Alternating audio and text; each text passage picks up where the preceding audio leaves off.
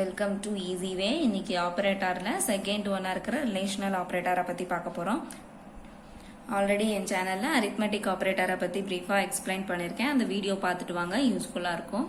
சரி, இன்னைக்கு பார்க்க போற ரிலேஷனல் ஆப்ரேட்டர்ல என்னென்ன சிம்பிள்லாம் வரப்போகுது அப்படின்னு பாத்தீங்கன்னா less than equal to greater than or equal to not equal to. so இந்த சிம்பிள்லாம் என்னன்னு சொல்லுவாங்க அப்படின்னா ரிலேஷனல் ஆப்ரேட்டர்னு சொல்லுவாங்க. less than or equal to இல்ல greater than or equal to நீங்க இந்த மாதிரி ரெப்ரசென்ட் பண்ணக்கூடாது. எப்பவுமே இப்படிதான் less than equal to அப்படின்ற மாதிரி தான் ரெப்ரசென்ட் பண்ணணும். ஓகேங்களா? சரி, ரிலேஷனல் ஆப்ரேட்டர் சாஃப்ட்வேர் சைட்ல எங்க இந்த ரிலேஷனல் ஆப்ரேட்டர்லாம் யூஸ் பண்ணுவாங்கன்னு பாத்தீங்கன்னா முக்காவாசி conditional statement like true or ஃபால்ஸ்ன்ற வர இடத்துலலாம் இந்த ரிலேஷனல் ஆப்ரேட்டர் யூஸ் பண்ணுவாங்க. ஃபார் எக்ஸாம்பிள் என்ன, இப்போ மார்க் லிஸ்ட் ஜென்ரேஷன் எடுத்துக்கோங்களேன். ஒரு ஸ்டூடெண்ட் வந்து 35K அபோவ் மேல இருந்தாங்கன்னா பாஸ் அப்படின்ற மாதிரி, பிலோ 35 இருந்தா ஃபெயில், அந்த மாதிரி வரக்கூடிய சர்டன் கண்டிஷன்ல எல்லாம் நம்ம யாரை தான் யூஸ் பண்ணுவோம்னா இந்த ரிலேஷனல் ஆப்ரேட்டர்ஸ் தான் யூஸ் பண்ணுவோம். இதோட அவுட்புட் எப்பவுமே நம்மளுக்கு என்னவா தான் வரப்போகுதுன்னா 1 or 0ல தான் வரப்போகுது. 1னா என்னன்னா ட்ரூன்னு அர்த்தம், 0னா ஃபால்ஸ் அப்படின்ற அர்த்தம். ஸோ ஃபார் எக்ஸாம்பிளுக்கு இப்போ எடுத்துக்கோங்களேன், 5 is less than 3 அப்படின்னு சொல்லி கொடுத்துருக்கேன். ஸோ இந்த ஸ்டேட்மெண்ட் வந்து ட்ரூவா ஃபால்ஸா அப்படின்னு கேட்பாங்க. 5ன்ற நம்பர் 3யை விட சின்னது அப்படின்னு சொல்றாங்க. 3யை விட சின்னதா இல்லை, ஸோ அப்போ அது ஃபால்ஸ். அப்போ அதனால என்ன எழுதியிருக்கேன் பாருங்க, 0. ஸோ இந்த மாதிரி கண்டிஷன் செக் பண்ணி 0 or 1லயே ஆன்சர் வர்றது தான் என்னன்னு சொல்லுவாங்கன்னா ரிலேஷனல் ஆப்ரேட்டர். ஸோ இன்னொரு எக்ஸாம்பிள், 8 is greater than 5னா இது ட்ரூ, அதனால ஆன்சர் 1. 3 is less than 5 அப்படின்றப்ப இதுவும் ட்ரூ, அப்போ 1. 8 is less than 10 அதுவும் ட்ரூ, அப்போ ஆன்சர் 1. ஸோ இந்த மாதிரி ஒரு ஸ்டேட்மெண்ட்டை ட்ரூவா ஃபால்ஸான்னு செக் பண்றதா என்னன்னு சொல்லுவாங்கன்னா ரிலேஷனல் ஆப்ரேட்டர். ஸோ இப்போ இந்த ரிலேஷனல் ஆப்ரேட்டருக்கு நம்ம ஒரு ப்ரோக்ராம் பார்க்கலாம். ரிலேஷனல் ஆப்ரேட்டருக்கு பார்க்கலாங்களா? So less than equal to greater than or equal to not equal to. So not equal toன்றது நம்ம இப்படி எழுதுவோம்ல, அதுதான் அவங்க வந்து இந்த மாதிரி ஃபார்மேட்ல ரெப்ரசென்ட் பண்ணியிருக்காங்க. ஓகே, ஸோ பார்க்கலாம். இப்போ வந்து பார்த்தீங்கன்னா ஏன்னு ஒரு பாக்ஸ் இருக்கு, அதே மாதிரி பின்னு ஒரு மெமரி பாக்ஸ் இருக்கு. ஏன்ற வேரியபிளுக்கு 5 அசைன் பண்றேன், பின்ற வேரியபிளுக்கு 3 அப்படின்ற மாதிரி அசைன் பண்றேன். இந்த ரெண்டு வேரியபிளுக்கு நடுவில் ரிலேஷனல் ஆப்ரேட்டர் பெர்ஃபார்ம் பண்ணி சின்ற வேரியபிள்ல நான் சேவ் பண்றேன். ஓகேங்களா? ஸோ ரிலேஷனல் ஆப்ரேட்டர்னா இங்க இருக்கிற எல்லா சிம்பிளையும் பெர்ஃபார்ம் பண்ணி சின்ற வேரியபிள்ல என்னோட ஆன்சரை சேவ் பண்ணிட்டே வரேன். ஓகே, கோடிங் எழுதுவோம் இப்போ. ஸோ ஃபர்ஸ்ட் எடுத்தோடனே நம்ம header file hash include studio.h. next line என்ன எழுதிருக்கணும், hash include conio.h void space main open bracket close bracket curly bracket. Next இப்போ என்ன பண்ணணும், வேரியபிள்க்கு ஏற்ற மாதிரி நான் வந்து இனிஷியலைஸ் பண்ணிக்கிறேன். int a is equal to 5, b is equal to 3. c நமக்கு தேவை, ஆன்சர் பண்றது தேவை, நம்ம கமா கொடுத்து c செமிகோலன் வச்சுக்கிறேன். Next clear screen. இப்போ நம்ம ஒவ்வொரு ஆப்ரேஷனா பெர்ஃபார்ம் பண்ண வேண்டியதுதான். Like c is equal to a is first சிம்பிளா இருக்கிற a is less than b. printf %d c. Statement வேணும்னாலும் நீங்க எழுதிக்கலாம். அதே மாதிரி n number of that mean d, e, f ன்ற வேரியபிள் யூஸ் பண்ணி கூட நீங்க ரிலேஷனல் ஆப்ரேட்டர் தனித்தனியா கூட கண்டுபிடிக்கலாம். நான் ஆனா இங்க சிங்கிள் வேரியபிளே எல்லாமே பெர்ஃபார்ம் பண்றேன். So c is equal to a is greater than b கொடுத்துட்டு printf %d, c செமிகோலன் கொடுத்துக்கிறேன். சரி, cன்ற வேரியபிள் இல்லாம டைரக்டா கொடுக்கலாமா அப்படின்னு கேட்டாலும் நீங்க டைரக்டா கொடுக்கலாம். Like printf %d, a is greater than or equal to b. இப்படியும் நீங்க கோடிங் எழுதலாம். ஓகேவா? வேரியபிள் வைக்காமலையும் இந்த மாதிரி டைரக்டா கூட கோடிங் எழுதலாம். ஆன்சர் உங்களுக்கு ஜெனரேட் ஆகும். Next c is equal to a equal to b. So இது கன்ஃபியூஸ் ஆகுற மாதிரி இருந்துச்சுன்னா நீங்க பிராக்கெட் கூட ரெப்ரசென்ட் பண்ணிக்கலாம், தப்பு கிடையாது. printf %d, c. next c is equal to a is not equal to b. printf %d, c. So அதே மாதிரி இங்க பாத்தீங்கன்னா ரெண்டு வேரியபிள் தான் யூஸ் பண்ணோம். இப்படி ஒரு லெஸ் தேன் கொடுத்துட்டு இன்னொரு ஒரு ஏ போடுறது அந்த மாதிரிலாம் வச்சுக்க கூடாது. எப்படி சொல்றேன்னா a is less than b is greater than c, a இந்த மாதிரிலாம் 3 வேரியபிள்லாம் யூஸ் பண்ணக்கூடாது. ஒரு ரிலேஷனல் ஆப்ரேட்டர் எடுத்துக்கிட்டீங்கன்னா கம்பல்சரியா இங்க 2 வேரியபிள் தான் இருக்கணும். ஓகேங்களா? ஓகே, இதுக்கு அவுட்புட் எப்படி ஜென்ரேட் ஆகுது அப்படின்றத நம்ம பார்க்கலாம். ஓகே, ஃபர்ஸ்ட் இங்கே வந்துறாங்க, இனிஷியலைஸ் பண்ணுறாங்க. கிளியர் ஸ்க்ரீன் கொடுத்தோன்னே ஸ்க்ரீன் ரெஃப்ரெஷ் ஆகிடுச்சு. Next A is less than B கொடுத்துருக்காங்க. ஸோ அப்போ ஏவோட வேல்யூ நமக்கு என்ன 5, பியோட வேல்யூ என்ன 3. அப்போ இந்த இடத்துல என்ன சப்ஸ்டியூட் ஆயிருக்கும் 5 இஸ் லெஸ் தேன் 3. அதாவது ஏக்கு பதிலாக 5, பிக்கு பதிலாக 3. 5 இஸ் லெஸ் தேன் 3 அப்படின்றப்ப நமக்கு ட்ரூவா ஃபால்ஸா? இதுக்கு வந்து ஆன்சர் பார்த்தீங்க அப்படின்னா ஃபால்ஸ். கரெக்டாக 0. இப்போ 0ன்றது எங்கே சேவ் ஆயிருக்கும்? நமக்கு சின்ற பாக்ஸில் சேவ் ஆயிருக்கும். So 5 is less than 3 false. அதனால 0ன்றது சி பாக்ஸில் சேவ் ஆயிடுச்சு. நான் பிரிண்ட் ஆஃப்ல %d யாரை பிரிண்ட் பண்ணுறேன்? சியை பிரிண்ட் பண்ணுறேன். ஸோ அப்போ அவுட்புட் ஃபர்ஸ்ட் எனக்கு என்ன வந்திருக்கும்? 0 அப்படின்னு வந்திருக்கும். ஸ்டேட்மெண்ட் வச்சிருந்தாலும் ஸ்டேட்மெண்ட்டோட சேர்ந்து வந்திருக்கும். ஓகே, இப்போ அதே மாதிரி இந்த இடத்துல 5 இஸ் கிரேட்டர் தேன் 3 அப்படின்றது சப்ஸ்டியூட்டாக இருக்கும். இப்போ 5 இஸ் கிரேட்டர் தேன் 3னா ஆன்சர் என்ன இருக்கும்? ட்ரூ. அப்போ சி பாக்ஸில் நமக்கு என்ன சேவ் ஆயிருக்கும்? 0வா இருந்த பாக்ஸ் இப்போ என்னவா மாறிடுச்சு? ரீப்ளேஸ் ஆயிடுச்சு. ஓகேங்களா?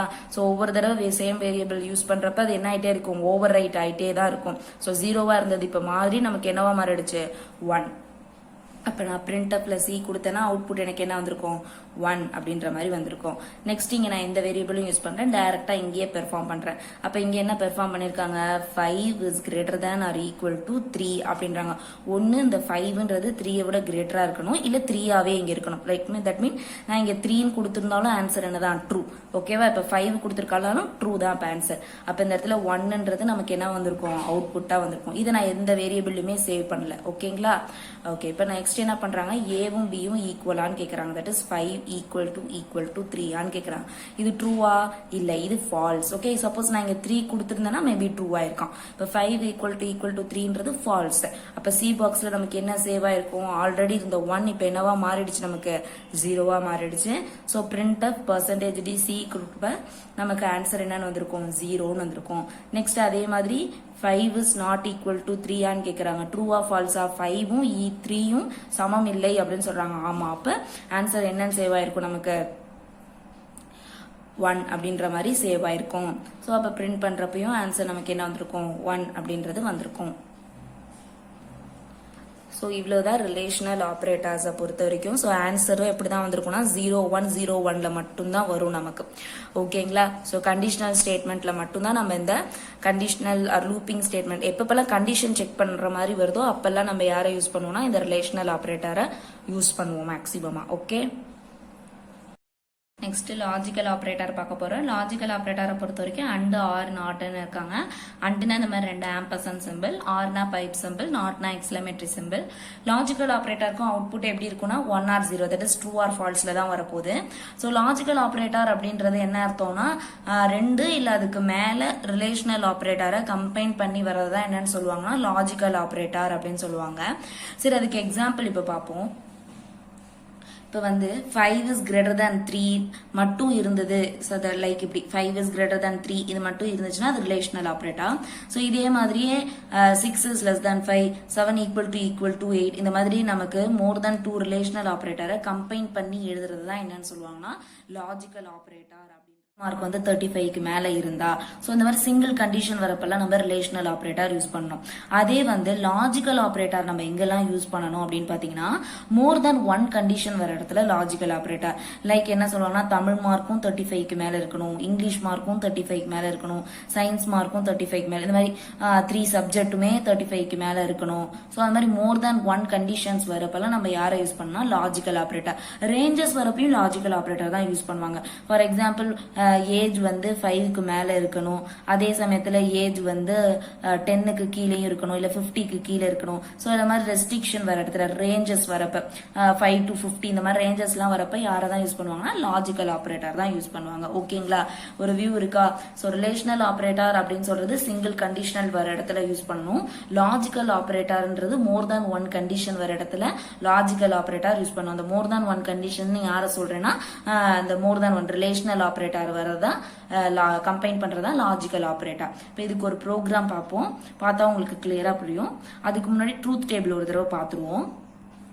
ஸோ ட்ரூத் டேபிள் பார்க்க போகிறோம். ஸோ ஃபார் எக்ஸாம்பிளுக்கு நான் 2 வேரியபிள் எடுத்திருக்கேன், ஏ பின்னு. ஏக்கு வந்து 0 0 1 1, அதே மாதிரி பிக்கு 0 1 0 1 அப்படின்ற மாதிரி வச்சிருக்கேன். ஸோ இப்போ இந்த ஏ பிக்கு நான் அண்ட் ஆப்ரேஷன் பெர்ஃபார்ம் பண்ணேன் அப்படின்னா எனக்கு என்ன ஆகும் அப்படின்னா, அண்ட் அப்படின்றது எப்பவுமே என்ன அர்த்தம்னா ஆல் த வேல்யூஸ் ஆர் எப்படி இருக்கணும் அப்படின்னா ட்ரூவா இருக்கணும். லைக் எத்தனை வேரியபிள் யூஸ் பண்றேனோ அத்தனை வேரியபிளோட வேல்யூவும் எனக்கு என்னவா தான் இருக்கணும், ட்ரூவா இருக்கணும். இப்போ நான் இங்க எத்தனை வேரியபிள் யூஸ் பண்றேன், 2 வேரியபிளுமே அதோட வேல்யூ ட்ரூவா இருந்தா மட்டும்தான் அவுட்புட் ட்ரூவா வரும். இப்ப பாருங்க இங்க 0, இங்கேயும் 0. அப்ப அவுட்புட் வந்து நமக்கு என்ன இருக்கும், 0 தான் வந்திருக்கும். ஓகேவா, ரெண்டுமே ட்ரூவா இருந்திருக்கணும். இங்க பாருங்க இந்த இடத்துல இங்க 0 வந்துருச்சு, 0 1. அப்ப ஆன்சர் 0. இப்போ 1 0ன்றப்ப ஆன்சர் என்ன 0. 1 1 வரப்ப இந்த பாத்தீங்கன்னா இங்க சாட்டிஸ்ஃபை ஆயிடுச்சு, இங்கேயும் 1 இங்கேயும் 1. ஸோ கொடுத்துருக்க 2 வேரியபிள்ல 2 வேரியபிளுக்குமே வேல்யூஸ் வந்து ட்ரூவா இருக்கு. அப்ப ஆன்சரும் ட்ரூ. புரியுதா? இதே ஆர் அப்படின்னா என்ன அர்த்தம்னா எனி ஒன் மட்டும் ட்ரூ. ஓகேவா, கொடுத்திருக்க வேரியபிள்ஸ்ல ஏதாவது ஒரு வேரியபிள் ட்ரூவா இருந்தா கூட ஆன்சர் என்னவா வந்துரும்னா ட்ரூ அப்படின்ற மாதிரி வந்துடும். ட்ரூனா உங்களுக்கே தெரியும் 1, ஃபால்ஸ்னா 0. ஓகே சரி, இப்போ இங்க பாருங்க இந்த இடத்துல ஏதாவது ஒன்னு ட்ரூவா இருந்தாலும் அவுட்புட் ட்ரூ வரும். இங்க எதுவுமே இல்ல, சோ அதனால 0. இங்க பாருங்க இந்த இடத்துல இங்க ட்ரூவா இருக்கிறதுனால நம்மளுக்கு அவுட்புட் ட்ரூ. இந்த இடத்துல இங்க ட்ரூவா இருக்கிறதுனால அவுட்புட் ட்ரூ. ஸோ இப்போ ஏ பி வேரியபிள் ரெண்டுத்துல ஏதாவது ஒரு வேரியபிள் நீங்க ட்ரூவா கன்சிடர் பண்ணிக்கலாம். ஸோ அதனால ஆர் ஆப்ரேஷன் ட்ரூ. ஸோ ஆர்னா எனி ஒன் ட்ரூ. ஓகேங்களா, சரி. நாட் அப்படின்னு சொல்றது என்ன அர்த்தம் அப்படின்னா ரிவர்ஸ். ஸோ ரிவர்ஸ்னா என்ன அர்த்தம்னா ட்ரூவா இருந்துச்சுன்னா ஃபால்ஸ், ஃபால்ஸா இருந்தா ட்ரூ. அதான் மீனிங். ஸோ இப்போ நான் பின்ற வேரியபிளுக்கு இந்த 0வை பாருங்க, இங்க ட்ரூவா இருக்கிறதுனால தட் மீன் ஃபால்ஸா இருக்கனால இங்க அவுட்புட் என்ன வந்துருச்சு, ட்ரூ.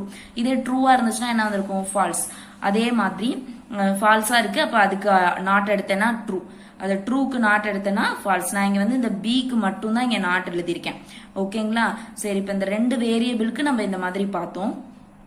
இதே மாதிரி தான் நான் சப்போஸ் சின்னு ஒரு வேரியபிள் வச்சு அதுக்கும் 0s and 1s வச்சாலும் இதே ப்ரொசீஜர் தான். ஸோ அப்போ நான் ஃபார் எக்ஸாம்பிளுக்கு இப்போ சிக்கு ஒரு வேரியபிள் வைக்கிறேன், 0 1 0 1 அப்படின்னு வச்சா இதுக்கு அண்ட் ஆப்ரேஷன் பெர்ஃபார்ம் பண்ணோம்னா லைக் சிஏபிக்கு அண்ட் ஆப்ரேஷன் பெர்ஃபார்ம் பண்ணோம்னா 3 வேரியபிளுமே ட்ரூவா இருந்தா மட்டும்தான் அவுட்புட் என்ன வந்திருக்கும், ட்ரூவா வந்திருக்கும். இங்க பாருங்க இங்க 3 வேரியபிளுமே ட்ரூ இல்ல, அதனால ஃபால்ஸ்.